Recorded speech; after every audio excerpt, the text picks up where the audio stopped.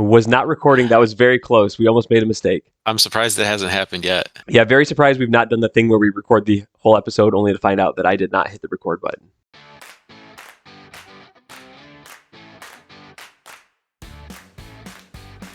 Welcome back to another week on the D3 Datacast. I'm Zach Snyder, joined by Matt Snyder. We've made it, everybody. We've made it to the first week of regional rankings. This is going to really kick off kind of a weekly cadence as we move through the regular season, conference tournament season, and into the NCAA tournament season. So if you don't know exactly what that's going to look like, a couple weeks ago we put out an episode about, here's what's going to happen from here on out. Go check that out. That'll really set the stage for what we're going to see from now until a national champion is crowned. So Tuesday, we will get our first look at the regional rankings, but we are here to preview those regional rankings. We're going to go region by region, give you a chance to see what we think each region will look like. And then, we'll see, Matt, if we have a little bonus episode in store for this week, right? Yeah, that's an idea we have. We'll see if we get it put together. I'm also glad you started this episode while I was itching my nose. That was fantastic. Yeah, no problem. But shall we jump into this week and start looking at my top 25 ballot? Yeah, let's start with the ballot, Matt. I just, my hope, as you flip it over here, what I'm hoping to see is that your top 25 ballot has everyone ranked 20th. Is that going to happen? Because I feel like that's what we have a bunch of teams who feel like they're about, should be in that 15 to 20 range. Yeah, it feels like once you get past 9 or 10, then everyone should just be 20. And then you have the next 30 teams ranked number 20. And then, then you pick up back again with number 40. So here is I clicked the button, it didn't click. Here is my top 25 ballot that I came up with this week. In the end, if anyone was following my Sunday Twitter about the UAA, I voted for 3 UAA teams this week, kind of surprisingly. That's just how it ended up. But I don't think the UAA still has an elite team. I think they got a bunch of pretty good teams. I think they have some teams that are just kind of maybe about to fall out of the top 25. I think I did have Rochester fall out of the top 25. I had Case sneak back in there as number 23, but we'll see. Not a whole lot, I think, went on in really the top half of my top 25 this week. I dropped Middlebury a few spots. They had a loss this week to Wesleyan, but I didn't really clock them for it. They're checking at number 7. Moved Wash U up to 15. They had a good weekend. They had a good win against Emory on Sunday. And other than that, I think there was some stability in the back end of the top 25. Even moved Case, Western Reserve, and you moved UW Lacrosse back in. And then I moved Emory down a few spots. But honestly, I was thinking they would be out. They ended up at 25 for me. I was considering some other teams at the end of the ballot there, like Catholic, let's say. But in the end, Emory, I think, stuck in at the number 25 spot. So that's kind of where I am on the top 25. I don't know if you have additional thoughts or feelings or questions on either this ballot or what you see the top 25 picture to be like, Zach. Well, I had the chance to get over to your side of the state, and that gave us a chance to watch a few games together. I know we were kind of talking about just the overall picture as we were watching WashU and Rochester Friday night. Right. And just trying to compare these teams, like to figure out where do they stack up. And we were trying to put them in the context of what we've seen from Wheaton, for instance. Mm-hmm. And we were just trying to find, like, is there that great team in the UAA? And I think how I feel is like you could, if you try to compare them to Wheaton, what I keep coming back to is it feels like Wheaton is consistently playing better than a lot of those teams. So whereas, on a night-to-night basis, like a Wash U, might look a lot like Wheaton, they just don't have that stability or that consistency that Wheaton's shown throughout the year. Now, of course, if our Calvin Knights finish off Wheaton and maybe they're not receive a fortuitous call at the end of their game against Illinois Wesleyan, maybe we feel a little bit differently. But, right here, right now, with where you have Wheaton number 5, I think it's just an overall greater consistency that gives them an edge over like a Wash U that you have at 15. Yeah, and like you said, everyone should be ranked 20. We part of that conversation you and I had about comparing, let's say, Wash U to Wheaton was there's not that big of a gap between those two teams. maybe Wheaton has in our minds a few more consistent scoring options or has executed a little more consistently at times or down the stretch or whatever. But there's not a big gap between 5 and 15, and there's not really a huge gap between 15 and 25. And I just mentioned how like there's 35 teams I think that are kind of there. So we've talked about this kind of all year. I think there's a lot of parity across Division III. There's a lot of balance. We could see a lot of these teams. Emory could still host a pod based on their geography, et cetera, et cetera. And they could have a good weekend. They could get to that second weekend. They could get to the Sweet 16, and who knows? Do we see 3 UAA teams in Fort Wayne? Probably not, but like maybe, I don't know. They're all good enough to do that. They're all also like questionable enough that we could see them not get out of the second round, like the WIAC had happened to them last year. So it'll be an interesting March for sure. And that conference and the other conferences that will be finishing up these next 3 weeks will have a bunch of interesting races as well. And the other thing we were talking about is you've had Calvin a little bit lower than where they finished in the poll and certainly other ballots that we've seen. And, sometimes you're just a little bit too close to a situation, right? There's certain things that they've done offensively that have been frustrating, or what you see as just not quite being at the level where you wish it was for a consistent top 25. But then you watch some of these other games and some of the similar things show up. So yeah. I think that made you feel like, well, maybe I'm being a little bit too hard, and you've got Calvin bumped up to 19 here this week. Yeah. When you see a team every game, you know their strengths, but you also know their weaknesses and their flaws, and sometimes those can stick out to you as well. But we watched a bunch of games, and we're like, oh, those are the things that happened to Calvin on some of their nights. And we also think that maybe Calvin's turned a little bit of a corner offensively with some of their outside shooting and the like. So I did bump them up 4 spots or so. So hopefully that portends, okay things down the stretch. But a couple big games coming up for our Calvin Knights in the next week and a half, I guess, as they look to finish out the conference season. But yeah, probably enough about the top 25, and we'll jump over to regional ranking predictions. How does that sound? Let's do it. Region 1. All right, Region 1. So just some context. These will be alphabetical releases from the NCAA. I attempted to do a mini process of actually ranking the teams. So I looked at win percentage, strength of schedule, to kind of get teams in a rough order, and then I tried to do some head-to-head comparison. So because the head-to-head will play into this week. They'll look at winning percentage. They'll look at strength of schedule. They won't have any results versus regionally ranked opponents to look at. So that is not going to be factored into the NCAA's rankings this week. But they will be able to look at common opponents and head-to-head as well. So I tried to factor that in. The committees, spend, an hour, 2 hours. I don't know how long the RAC calls are and then how long the national committee calls are, but they're lengthy is my understanding.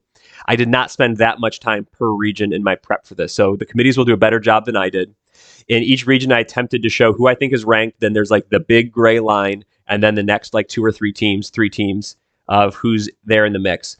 I think if we look across my 10 regions, I think we got most of the teams right, but we probably are going to miss on a few, and I'll call out the ones that I'm not sure of. I tried to call out the head-to-head here when they're applicable. I didn't list the head-to-head for every team listed. I tried to list the head-to-heads that I think were relevant based on teams that are sort of adjacent or teams that the committees might be comparing against each other. So, if St. Joseph had played Hamilton, I wasn't going to list that head-to-head here because the committee is not going to compare those two teams, because even if Hamilton had beaten St. Joseph, which they haven't, St. Joseph's undefeated, but even if they had, they wouldn't be close enough, I think, to make that flip. So all the head-to-heads are not listed. I'm aware of that. I only looked at sort of what I thought were relative ones. So FYI, that was kind of my process here. There were a few cases where I also looked at common opponent situations. So there might be some numbers that are pretty close, but look like they're flipped. And maybe because I thought there was overwhelming common opponents, that has to be like a 2 or 3 game advantage, I think, to kind of make that be a significant factor. If it's just like 1 team out of 6 was a win versus a loss, like that's not a big deal. So that's my process. We'll go through the regions here, go through them hopefully fairly quickly, but we'll see. Yeah, and again, the only thing that we'll really know if we got right or wrong is the teams listed, because when we get the official rankings, it'll be just the 1 through 7 in alphabetical order. Yeah. And so if there are teams that we missed on here, likely they're from that next 2 or 3 that'll be listed below that line. So that's why Yeah. we wanted to include it, because if there are any differences, it's likely to come from that Yeah. next pool of contenders. Yeah. Hopefully we didn't miss on someone who I didn't even list in the top 10 in the region. Hopefully. But right away in this first region, we might have a miss here. So, without belaboring it too much, I think St. Joseph is probably on top of this region, up ahead of Middlebury. That it could be tight based on the strength of schedule comparison. Of course, we're not looking at the regionally ranked opponent wins at this point, that they might have already in the bank. So I think this one could be close. You could make an argument for Middlebury. That's fine. You could maybe make an argument for Williams and Middlebury above St. Joseph. I don't know, but I think the committee might tend to look at 530 strength of schedule is strong enough. A perfect winning percentage against that might give any sort of math benefits of the doubt if Middlebury and Williams are kind of close to that. So for now, I'm going St. Joseph, Middlebury, Williams in that order. And then Tufts below those two teams. Middlebury has beaten Williams. Tufts did beat Williams as well, but I think that gap in winning percentage and strength of schedule will be big enough to overcome that head-to-head win. And then my next 3 were Wesleyan, Colby, and Hamilton. Wesleyan has beaten Colby, so I think that might keep them above. Hamilton has beaten Wesleyan, so maybe we could have that conversation of should they be above Wesleyan. I'm open to that. Hamilton has beaten Trinity, Connecticut. So even though you look at their winning percentage and strength of schedule, winning percentage is the same, strength of schedule, 10-point advantage for Trinity. I think the head-to-head there with Hamilton would keep them above. So those are my 7. I think Trinity, Connecticut, Worcester State, and Albertus Magnus are not ranked. I think Albertus Magnus for sure does not jump like Trinity and Hamilton. Worcester State with the 762, that's a better winning percentage, but I think basically like what's a 40, 50 point gap in strength of schedule does not overcome that. So I think Worcester State, Albertus Magnus are on the outside. And I think the top 7's good. Trinity, could be in range there, but I don't think that they had a strong head-to-head to maybe push them above. In fact, I think a head-to-head with Hamilton maybe be what pushes them out of the rankings at this point.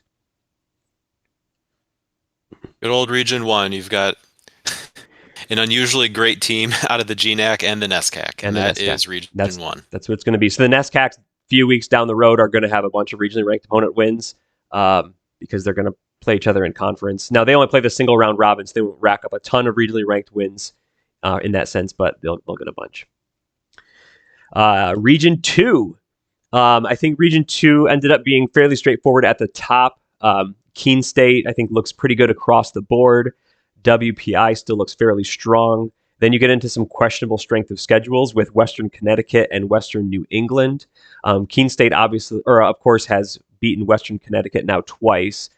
They have the advantage in both win percentage and strength of schedule, so that just solidifies their position there, I think. Then you get to the Western New England Nichols grouping from the Commonwealth Coast Conference. They split the regular season series, so I'm calling the strength of schedules there pretty much a wash and going with the winning percentage advantage of Western New England. And then the 6th spot, this is the region with only 6 teams ranked, was pretty kind of interesting for me. Babson and Brandeis. There's a pretty significant strength of schedule advantage for Brandeis. If we want to consider that there, that would be maybe fine. And but also the 550 is extremely low as far as a winning percentage. So I wondered if the Babson's win percentage being a little bit more playable at 619, not great, could be in that position. I'm not sure. I think there was also, I should have taken a note of this. I think there might have been a common opponent advantage in Babson's favor as well. I did not make a note of what that might be. So I kind of use that to break a little bit of a tie. So this one could be interesting, who gets ranked and who doesn't get ranked. Do you want to make an argument for Emerson in there? Or that maybe I should have noted Babson over Emerson. I don't know. Or do you look at Mitchell with the 850 winning percentage, but the low 434 strength of schedule? I think strength of schedules like that usually get eliminated. Who knows? This one could be very interesting at the bottom. I'm not sure. I'm not confident at all with that 6th team. I picked Babson more like they look more fine across the board and weren't absurdly low in one category. But I'm open to other conversations there, or diving deeper into actually, what those resumes might be between, Brandeis and Emerson and Mitchell there. But I didn't see much when I was going through. What happens at the bottom of Region 2 might not be so nationally relevant in most cases, but it's really interesting with Brandeis here because of the UAA implications of them being spread out over a number of regions. So if all of a sudden all those conference games, wins against Brandeis turn into also, wins in the RRO category, that could have a cascading effect through, every region that touches the UAA. Yeah, that for sure could happen. And I do know they do assess somewhat the quality of those regionally ranked wins. A win against the last team in a conference doesn't weigh as heavily as a win against the top team in a region. Sorry, but it's good nonetheless. So that is interesting. Who's right above the line and who's just below the line by the end of the ranking process, weeks 3, weeks 4, does make a big difference. So, but 550 gets a little dangerous. You don't know. They might have a conversation of just we're not really going to consider that at this point. But who knows? But I'll definitely be watching this one. That would be totally reasonable, but when the alternative is a 619, or you go down to Mitchell listed there with an 850, but a 434 SOH, which is almost impossibly bad. Yeah. I don't know. This will be a really interesting one to see when the actual regional ranking comes out, because this could give us maybe a little bit of an indication of how the committee is weighing certain things. Yeah. And we'll see in a few regions, like teams who can't make the top 7 of Region 7 would have been like 4th or 5th in Region 2, just based on the criteria. Region 3, I think this will be a really interesting case in win percentage versus strength of schedule. Obviously, we won't know the answer this week. I picked Oswego State above Rochester. You can see a large disparity in win percentage, but then a pretty good sizable disparity in strength of schedule as well. I'm going with Oswego State in this case because the 909 is very impressive. The 536 is still, strong. And Rochester's kind of on getting close to that point of being on a knife's edge. 700 is okay, especially if you have the 640 strength of schedule, which might be the highest strength of schedule in Division III. But Rochester loses a couple games, they could fall quickly on this list. Who knows? Oswego State does have a win over Utica, so that keeps them above Utica. Right now I have slotted in the 3 position. Utica there has 2 wins against Nazareth, so I think that's a hard line as far as being above Nazareth. Nazareth has beaten Cortland. And then Cortland has like a split with Brockport and a win over Ithaca, so I think maybe Cortland's good above Ithaca. And then this is where I kind of ran into some problems with the Ithaca, Alfred, and Brockport grouping. Tough to know what they'll do exactly. Brockport has the best winning percentage with the lowest strength of schedule. Alfred owns a win over Brockport. Brockport has a split with Cortland, so I don't think that helps them out, and I don't think they're close enough in the other categories to really get too close to the conversation with Cortland. But I thought, I could see these 3 being in any order. I could see Ithaca being the one out. I could see Brockport being the one out, like they have them here.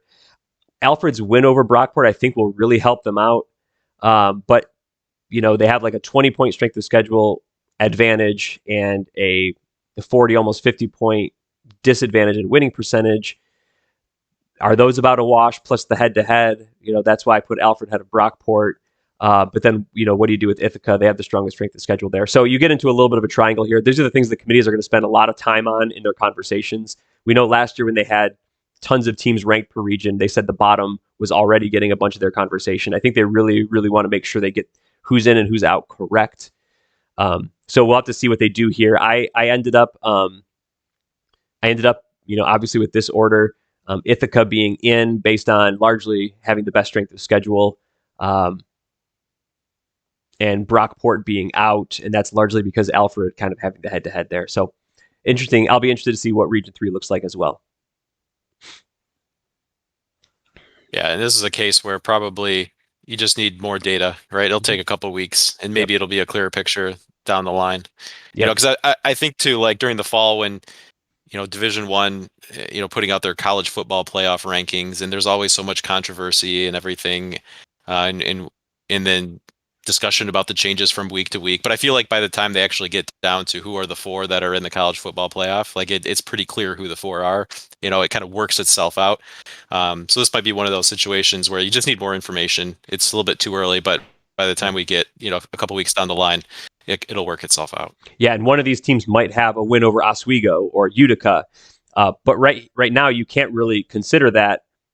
It is a win versus regionally ranked opponent that will show up, but we don't have that data in place yet, and the teams aren't maybe close enough to compare where that head-to-head will really play a role. So we'll get a lot more data next week. The committees will be able to make those decisions, and it could start flipping some of these close cases as well.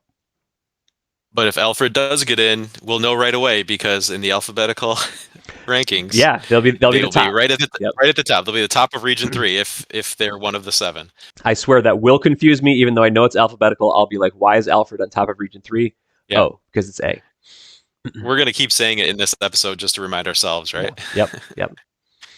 All right, Region 4. Region 4, the top, I think, ends up kind of laying out nicely.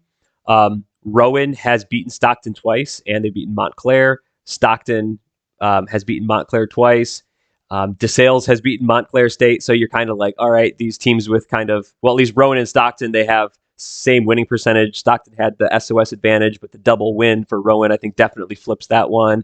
Then you get to DeSales and Montclair State, and okay, maybe a head-to-head flips that one. So I think the top 4 are pretty good. Then you get into like a big, I think, drop in resume with NYU having the 650 strength of schedule, 650 winning percentage against a 583 strength of schedule. Where does that slot in? I think they're above Kane with that big like 75-ish point strength of schedule gap. I think that's good. And then Lancaster Bible getting in against Lycoming, Penn State, Abington, Baruch. So I didn't think I had spent too much time on this region because I think it kind of laid out fairly well as far as just looking straight down the criteria line and what might be in different order. So I think to me, Region 4 was fairly straightforward. I think the 7 teams are going to be correct. I don't really see which team would come in here in place of Lancaster Bible or Kane. And there, when we got to the end, there weren't really any head-to-heads that came into play. Yeah, I agree with you. I don't think there's really a lot to talk about, especially with not an ordered ranking at this point. So yeah, it seems pretty clear. Because once you get back down to Abington and Baruch with the 700s winning percentage, those strength of schedules are just not playable at that point. All right, Region 5. Region 5 at the top is going to be Swarthmore and Johns Hopkins. I am pretty sure about that. They split the season series, so nothing to gain there. Next is Catholic, that has the better winning percentage, but they have, a borderline, sub-borderline strength of schedule there, 489. I think the 952 is still good enough to get them in maybe the 3rd spot. We won't know that for sure this week, but they'll be ranked for sure, in my opinion. And then you get kind of the MAC Commonwealth group of Alvernia, Widener, Eastern. I think they've all kind of split the season series with each other, so you just kind of go with trying to make the feel of the winning percentage versus the strength of schedule range there. You can maybe flip Widener and Alvernia if you really needed to, but I think they would go with the 727, 561 resume in my mind. And then going down the list, Scranton with the landmark conference being 7th. Maybe something interesting between Scranton, Muhlenberg, and Ursinus. I think Scranton's definitely above Ursinus, right, with the strength of schedule and the same winning percentage. And I think Scranton stays ahead of Muhlenberg as well. I don't think the strength of schedule gap is big enough there. So that's my 7. And I don't really foresee either Muhlenberg or Ursinus or Hood jumping in at this point.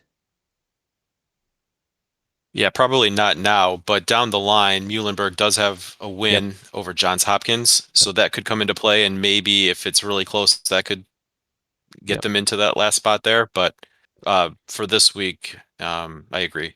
And again, we are assuming, as we've been told, that they really can't assess results versus regionally ranked opponents at this point. So yeah, those wins cannot come into play, as far as we're aware. Region 6. Region 6, I think at the top is going to be Randolph-Macon. They do have a head-to-head against Christopher Newport if it would come into play. I don't think it really will. Christopher Newport next. They have lost to Mary Washington, but I don't think those... Randolph-Macon was the one that lost to Mary Washington, but that I don't think is going to come into play at all, given the state of things. I put in Emory third with the 750-617. Above Hampton-Sydney at this point. I think some things could change once we get results versus regionally ranked opponents in and around this area. But I think for now, I think I'm good with that. Guilford, Barry down in the 5-6 spots have both beaten Emory. But I think there's a large enough gap in the strength of schedules and the overall resumes that wouldn't, they would be behind at this point. Again, first ranking being alphabetical, it's not going to matter that much. Those teams are all ranked. I think where it's interesting in this region is maybe kind of like Mary Washington versus Roanoke. Roanoke has a decent winning percentage. Roanoke has a big winning percentage advantage. Mary Washington has a bit of a strength of schedule advantage. But I think, what was I capturing there? I think there were some common opponents in favor of Mary Washington. Yeah, they had beaten Randolph-Macon, and they had beaten. Who else did Roanoke? Did Mary Washington beat from the ODAC? Hampton-Sydney. I think it was Hampton-Sydney. So Randolph-Macon and Hampton-Sydney, and Roanoke had lost to both of those teams. So two common opponents. I gave the advantage to Mary Washington over Roanoke and thought Roanoke would be just unranked. So this will be an interesting one to watch as well. I think if you just compared those two teams' winning percentage and strength of schedules, I would have flipped that order. But I think the common opponents might advantage Mary Washington in this case, even though we're not looking at Randolph-Macon being regionally ranked and Hampton-Sydney being regionally ranked, comparing them versus Roanoke and their common opponent, which is a primary criteria. I think that could come into play. Right, we're just comparing those two directly with each other. Yes. Brings that into play. So yeah, I agree with you. I think that if you just look at winning percentage and strength of schedule, I would be inclined to put Roanoke in that 7th spot instead of Mary Washington. But like you said, if you really compare them head to head and then bring in some of the common opponents, I can see that flipping the order there. But hey, when it comes out, maybe it's Roanoke, and I don't think we'd be too surprised. But just having gone through the exercise, we would put Mary Washington there. And it's really hard to know exactly how to weight common opponents. If it was just if there was one team in the mix that they had beaten and the other team hadn't, I don't think that would have flipped them. But two teams, Randolph-Macon and Hampton-Sydney, that Mary Washington had beat, that Roanoke had lost to me, that was significant enough to flip those two teams. And I think they'll be comparable. 727 versus 773 in the winning percentage, 560 versus 544. To me, those resumes are close enough that the committees will kind of save and compare or pin and compare. I forget what Sarah's term was on her QCast episode. But I think save and compare. Save and compare. That's what they'll do. They'll look at those teams and compare the entire resume. That's my understanding is they'll get kind of a screen and they'll say Randolph-Macon, Christopher Newport, click the check boxes. Those two teams lock in, and then they say, have they played? What's the common opponent situation? And they'll kind of go through and then decide who's one, who's two, and then they'll look at another grouping of teams or whatever. So that's right, very dependent on which teams you're talking about, not just putting a number like on a spreadsheet here. Right. Yep. And they get a lot. They have dynamic screens that give them a lot of information and stuff like that. I should also call out, once I get down to 8, 9, 10, once I've determined those teams are below the line, I didn't do a ton of work to figure out what order those teams are in for this exercise. I didn't do a lot of work to see who might be 10 versus might be 11. So again, if you want to do that work yourself and quibble with my rankings, that's totally fine. I'm not standing by all of that. Once I figured out who's outside of the rankings, I kind of chilled and moved on. So there might be some loose ends there. Marching ahead to Region 7. To me, Region 7 was the easiest region to rank. John Carroll and Mount Union, they have split. There's a slight strength of schedule advantage for John Carroll at this point. Congratulations, John Carroll, you're ahead. They're both significantly ahead of Worcester in my mind, so that was an easy call. And then you look at Worcester and Case Western Reserve. Maybe there's an argument to flip these two teams or whatever, but I think they're kind of close. So I just kind of kept them in that order that you see there. I think Case Western versus Carnegie Mellon came out pretty close because Case has beaten Carnegie Mellon so far this year. I think they'll have to play again. Carnegie Mellon versus Wabash will be an interesting win percentage versus strength of schedule case. Those two could be close. Maybe you want to flip them. That's totally fine with me. I don't think they have any head-to-heads or many common opponents to speak of, so it's just going to be a winning percentage strength of schedule conversation. To me, the strength of schedule conversation here is just enough to overcome it for Carnegie Mellon over Wabash, given the 0.11 advantage in win percentage. Carnegie Mellon getting the win to put them above or at 700 winning percentage, I think that helps to start with a 0.7 rather than a 0.6. So that will help them, I think. And then in seventh is Calvin, 850, 510 strength of schedule is not doing them any favors. I think they're going to be behind Wabash there, and they have the head-to-head obviously over Trine. That's going to keep Trine below the line, and I think they'd probably be next, eighth. Their strength of schedule is pretty low at this point, so do we want to have the Heidelberg over Trine conversation? That might be fine. I think in Trine's advantage the next week and a half, they'll be playing Hope and Calvin and hopefully get a strength of schedule boost going forward in the rankings. So we'll see if they can make a play for that seventh spot at some point.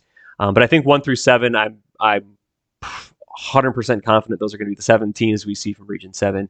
I would be absolutely shocked if we saw any difference there. Yeah, this one slots out pretty well, but one of those you look at the bottom of the region and also like we saw with Region 6, if you take a screenshot there and then go back, and look at the 5, 6, 7 of Region 4, or where they might stack up in Region 2. They shook out pretty nicely 1 through 7, but you can see the depth of the regions here. Yeah, in both Region 6 and 7. Probably so far the two strongest eighth place teams that could make rankings in other regions potentially that are going to be just outside. That's gonna factor in for teams that have played those teams potentially not picking up a regionally ranked win if they can't find themselves in. But also important to note, if you get down to the Pool C selections, the at-large bids, if you've picked all of the teams from that region that were in the actual rankings, if they've been all picked into the tournament, they have 2-3 more teams ready to go. If Trine, even if they're not officially ranked, let's say Calvin got selected or they were already to Pool A, so and then Wabash goes in, then Trine would maybe hit the board, even though they were an unranked team. The committee still will slot them in and be able to select them. So you still have NCAA tournament life, even if you're not ranked in your region. It's just you're not a ranked team, so teams that played you won't pick up results versus regionally ranked opponents. All right, charging ahead, Region 8. Region 8, I think, is going to be Wheaton at the top. I don't think there's a big conversation about that at this point. Once we factor in results versus regionally ranked, Wash U, I think we'll pick up a bunch of those being in the UAA, so we'll have to see how that shakes out. But I think for right now, we're just looking at win percentage, strength of schedule. I would put Wheaton 1, I would put Wash U 2, and then we start looking at resumes that take a big step down there with North Park. North Park has split with Wheaton, so they're not going to have a chance to kind of have a head-to-head advantage there. But then you start looking like, okay, North Park has beaten Elmhurst, so that's an advantage there. Then you take a resume step down to Carthage, I think, and then Wisconsin Lutheran is pretty close, maybe behind.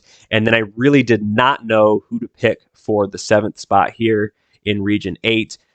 You could have a significant deterioration of resume, I would say, here with Illinois Wesleyan having a 5.24 strength winning percentage. Their strength of schedule is quite strong. They have beaten North Central, so comparing those two teams, I think that solidifies Illinois Wesleyan above. But do we want to have the St. Norbert or Hanover conversation with a more playable 667 winning percentage? But those winning percentages with a a sub 490 strength of schedule, it's really not playable after all. So, maybe we see St. Norbert 7 and Illinois Wesleyan outside of the rankings. But if it were me, I'd maybe lean toward the strength of schedule there, but I'm really not sure. When we did some of the early looks, we were wondering if maybe this region would end up CCIW and Wash U, but good on Wisconsin Lutheran working their way in here. Yeah. Not, probably not the resume that they would want to be sitting in there needing a pool C, especially if they're going to be locked behind a marginal CCIW team. But Yeah. hey, it gives a little bit more variety than we are seeing in Region 1, I guess. Yeah, you even compare Carthage sitting there at 5 to some of the resumes that missed, going back to Region 6 with Roanoke, like Roanoke 773, Yeah. 544, we said missed in Region 6. That would be like the fourth place team in Region 8 right now, I think, above Elmhurst. At this point, without regionally ranked opponents and everything like that. So, big differences among the regions right now. I think Region 8 is largely going to be the CCIW show, but even inside of that, there's some okay, not great. We're not really talking Pool C viable resumes below North Park, and I think North Park is even kind of a bubbly team. So, probably not a lot of Pool Cs coming from Region 8, at least how it looks right now. Probably someone's going to be sitting on the board for quite a while there. Yeah. I mean, we've had situations in the past where we think a team comes to the board right away and just like never comes off the board. There's a chance, especially with Wash U being the favorite in the UAA.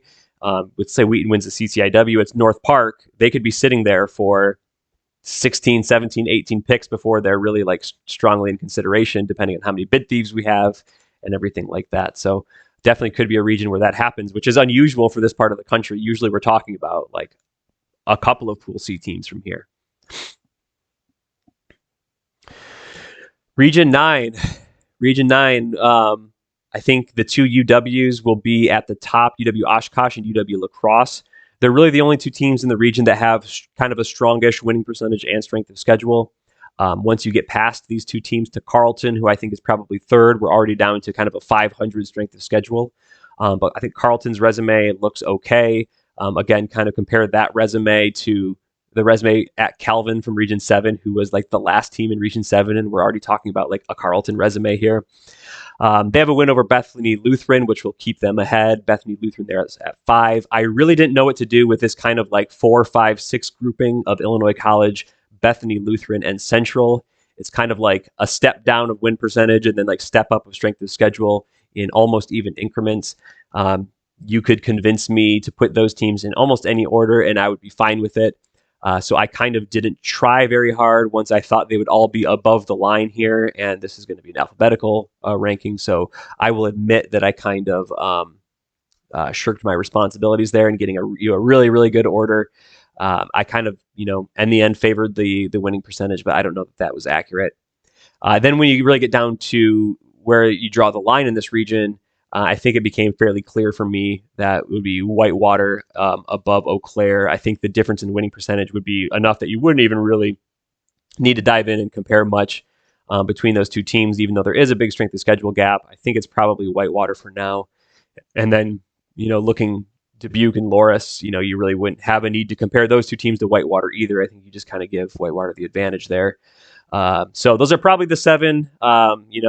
Eau Claire does have a really good strength of schedule, so maybe something weird happens and they pop in, but the 590 winning percentage doesn't really make you give them any sort of benefit of the doubt. So I think the 7 I have here are probably gonna carry the day. Yeah, and head-to-head, Whitewater and Eau Claire split. Okay. Yeah, and so you didn't note that there, but yeah, that does help keep their and there's no real head-to-head consideration with their splitting the season series. Yep. And Region 10 will also have some interesting conversations in it. I think at the end, I came up with St. Thomas at the top. I think they just have the strongest resume across the board right now, particularly since we're not considering results versus regionally ranked opponents at this point in the ranking process. Mary Hardin-Baylor next, owning the win against Pomona-Pitzer, I think will be big. Pomona-Pitzer has slight advantages in both win percentage and strength of schedule, but I think I might flip them based on the head-to-head win right now. Pomona-Pitzer has beaten Claremont Mudd Scripps, so I think I would keep that order 3 versus 4.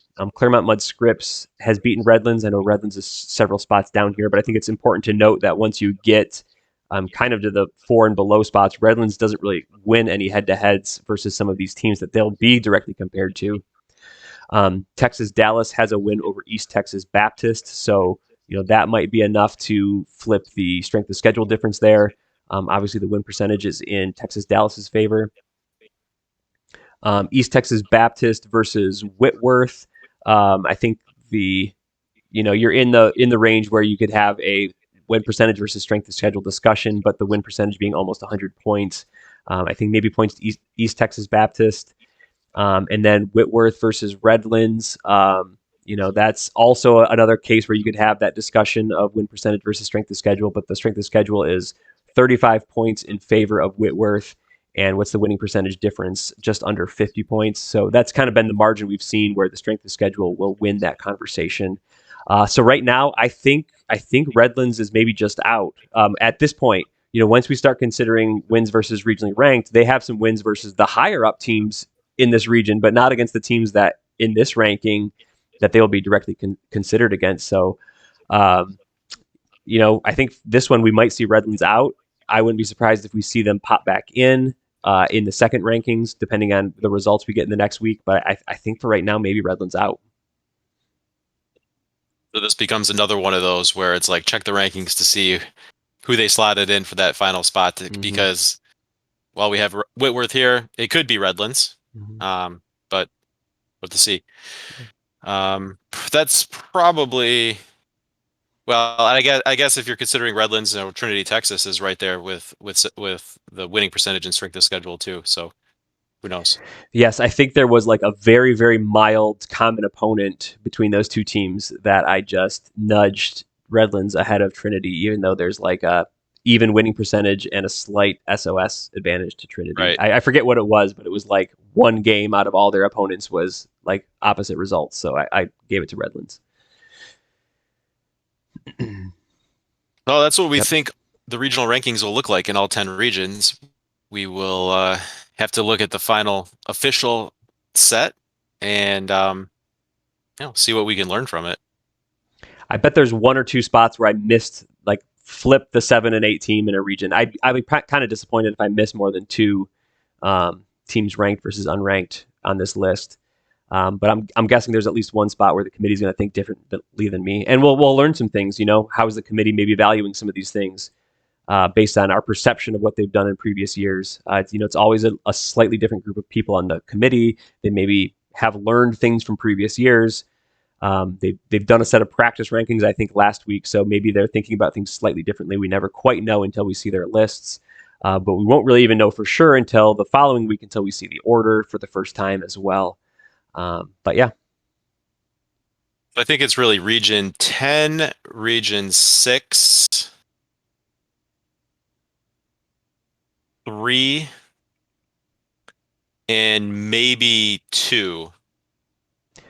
2 with That'll be Brandeis. really interesting to see if maybe they went a little bit different way with probably just the last team in. Yeah. Yep. And yeah, they'll spend a lot of time splitting those hairs, time that I didn't necessarily do at this point. In the end, I made the pick that I thought I would make, but we'll see what the committees do. All right, picks review. Last week, here are the picks. Nazareth at Utica. Nazareth was a 2-point favorite. Utica won that game by 2. It was a really good game. I watched the last maybe 5 or 10 minutes of that game. It was a good finish. Utica took control there. Albertus and Magnus was 17.5-point dogs at St. Joseph, but St. Joseph won that one by 24. Zach wins that one.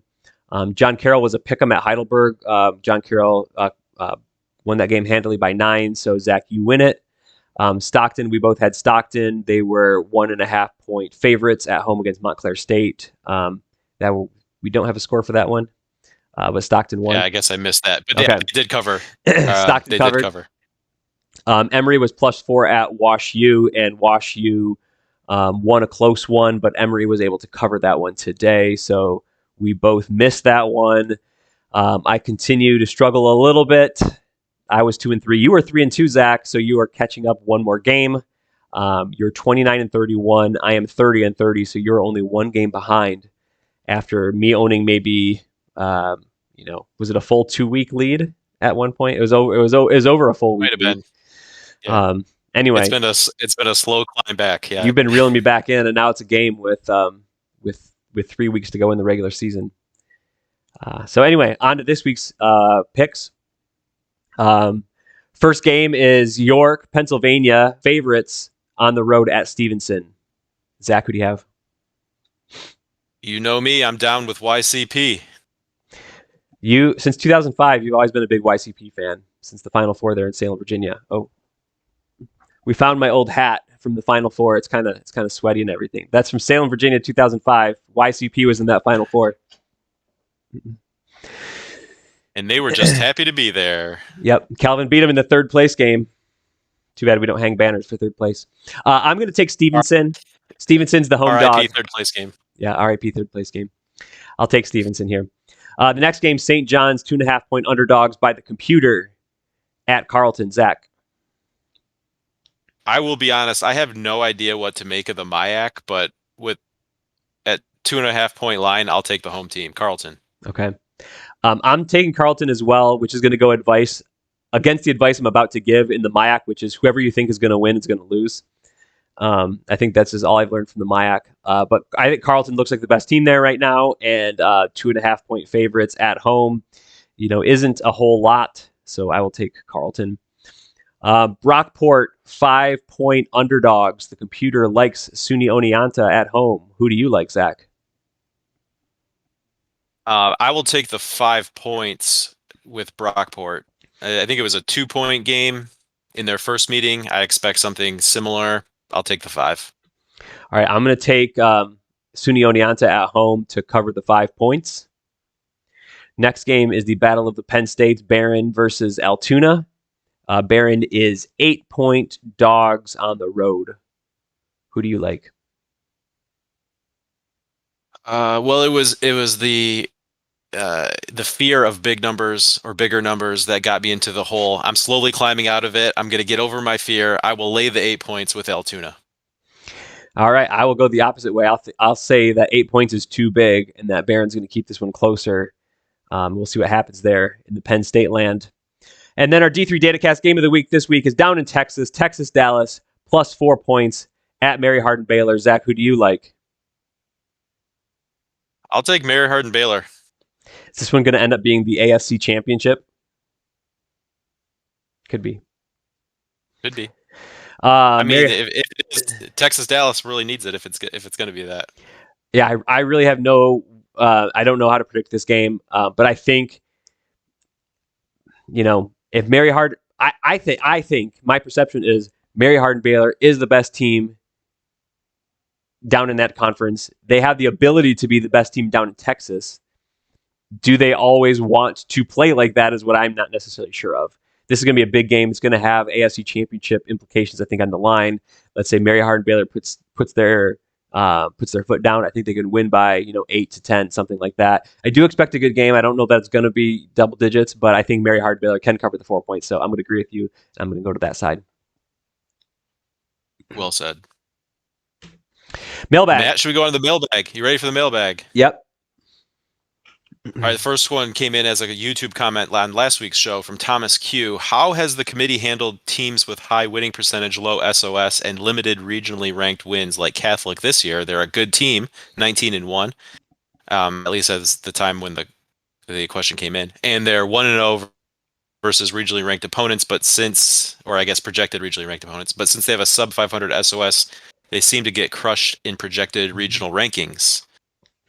And so going back to where we expect that they would rank if it was a non-alphabetical ranking, I think they were fourth in the region. Yeah, I'll pull it up here. I had them third in Region 5.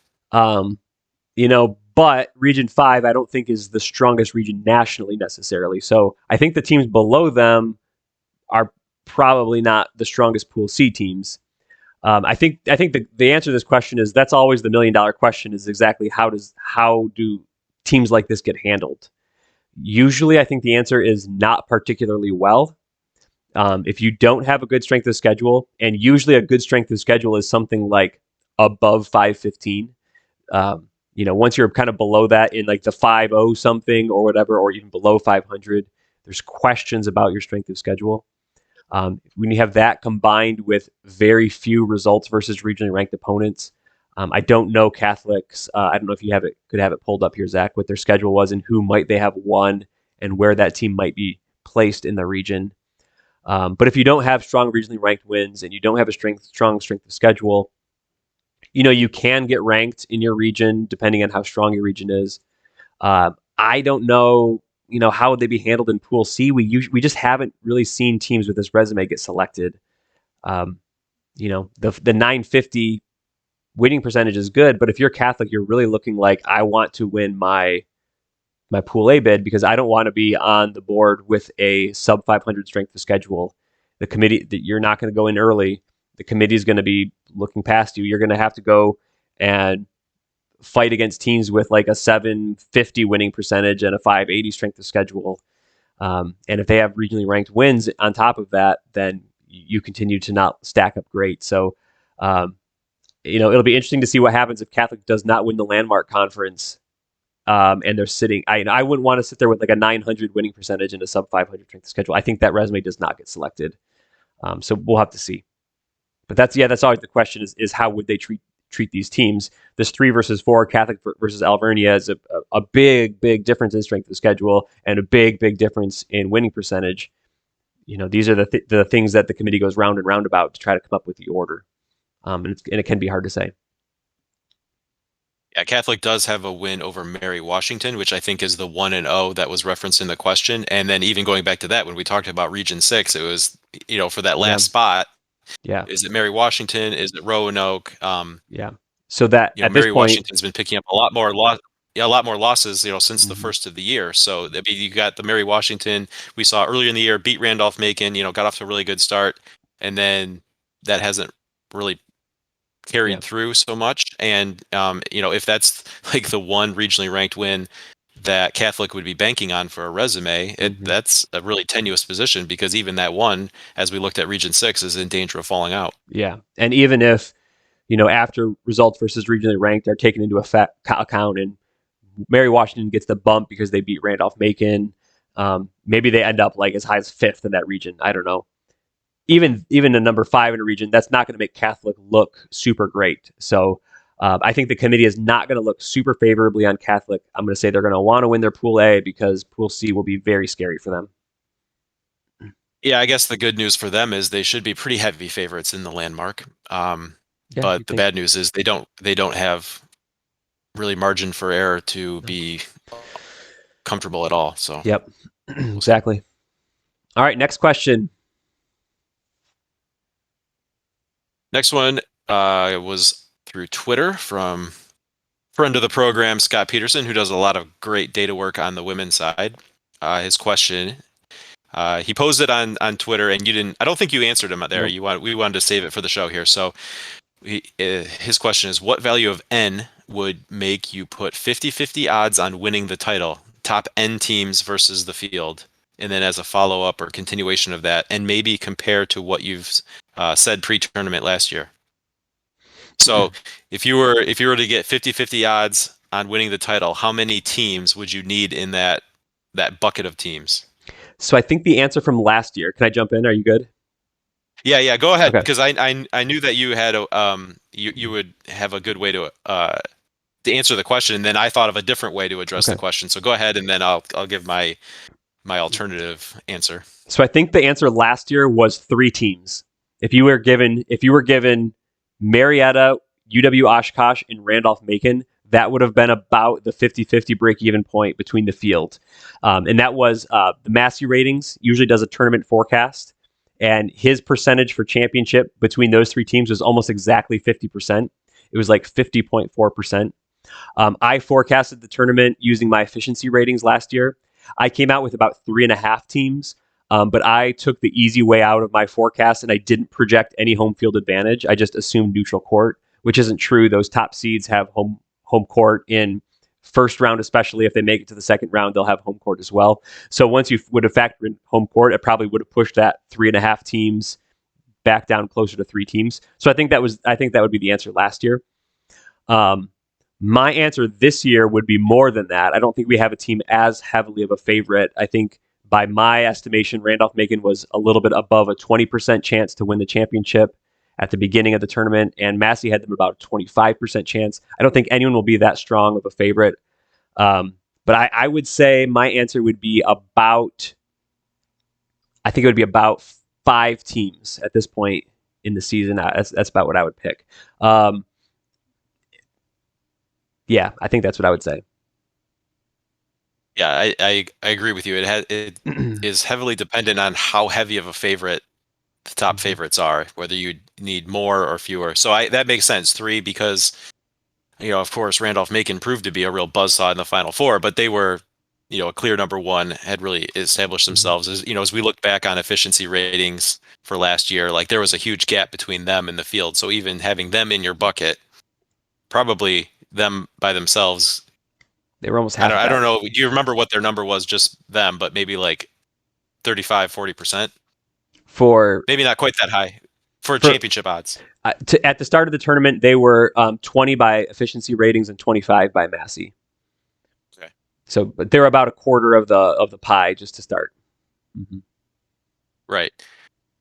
Yeah. Okay. So I looked at this at a different way, and this is non D3, but kind of similar for looking at a 64 team tournament, or at least in terms of where these teams would come in. I looked at the current betting odds for the Division I tournament. Okay. Just to see, based on betting odds, there's an implied probability within there, right? So I currently I saw you can get Houston for plus 700, and that comes out to an implied probability of like 12.5%, right?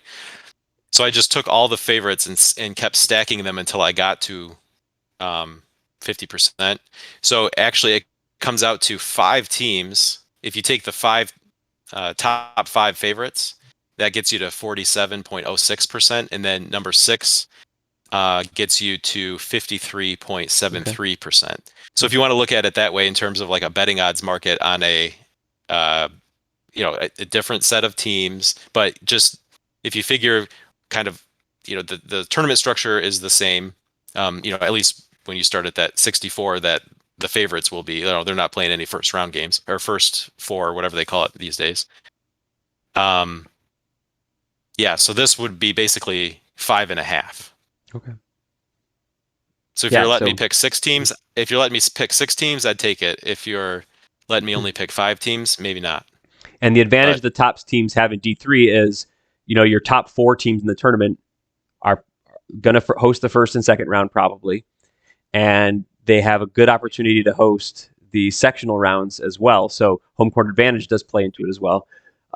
We know there's a bunch of teams capable of winning the tournament, but I think even this year, Randolph-Macon and St. Joseph and I don't know who the next few teams might be, Mount Union, those types of teams, I think will have 10%, 12%, maybe as high as 15% odds to start the tournament. So you stack a whole bunch of those on top of each other, then you could probably get close to 50% after about 5 of those teams versus the whole field. Now, the whole field's a lot. They have at that point they would have a 50% chance to win. But also, there's probably 16 at least pool A's that are not super strong teams. They're in the bottom 16 teams of the tournament, and those teams' cumulative odds are probably only a couple of percent to win the whole thing, if even that. So you're kind of really talking about the top 5 versus the next, I don't know, 30 teams or something like 15. That. Yeah. So even though you might have 20 or so teams that could win it, your top 5 versus your next 15, I think maybe is fairly even there, especially when you factor in the home court advantage. Yeah, the other way I was thinking of it, just not analytically, but I was like, okay, if you gave me, say, the top seed in each quadrant, would that be enough to make me feel like I had 50-50 odds? And I thought, it's probably getting kind of close, but I'd probably want someone else, right? Yeah. Well, and last year, with how strong those teams were, you probably would have said, like, yeah, I'd probably take those top 4 teams in each quadrant. This year, you're probably feeling like, I'll take the field if you're just giving me the top 4. If you're giving me an extra, like, 1 or 2 teams on top of that, it's kind of some of those top number 2 teams in each of those quadrants, then you start saying, like, all right, I'm thinking, like, versus the field, we're getting pretty close here. Yep. Right. Whereas if you let me pick out 8, like 2 per quadrant, I feel like that really shifts in my favor, right? Yeah. So, yeah. So it's probably unless you have just a clear number one like a Randolph-Macon last year. It's probably always in that kind of, 5, 6, in a really flat year, maybe 7 range. Yeah. I wonder if Massey has archived tournaments. I tried to go back and look, and I did find the tournament page, except it had all the results filled in, not his win probabilities from the start of the tournament. So I did try to look at that, but I couldn't access that. I don't know if maybe a Wayback Machine or something would have like an archive view of that, but yeah. Yeah, maybe we can go back and find it, but probably not in time for this recording. So that probably is that the end of the show. That probably takes us to the end of the show. We went through all the regions. We got most of the teams right, we think. We hope to come back after the rankings are released to maybe have a reactions episode. Hopefully short episode where we see if we learned anything. So we're not like 100% guarantee promising that, but I think we'll do that midweek here. What do you think? Yeah. Yep. Okay. I think so. So to be sure you don't miss that, you want to click the subscribe button and hit the little button with the bell so that you can be notified when we drop an episode, a bonus episode outside of our normal schedule, releasing every Monday morning during the week. Yeah, you'll know it's the subscribe button because it's the big red button that says subscribe. And also, we're recording this. It is Matt's birthday. To wish him a happy birthday by clicking the subscribe button. If you've already done it, thank you. But go ahead and click the thumbs up button on this episode to wish Uncle Matt a very happy birthday. But it won't be my birthday when you watch this episode anymore. So sorry about that. Birthday week, baby. All right, we're out of here all week. We're out of here. Good job, team.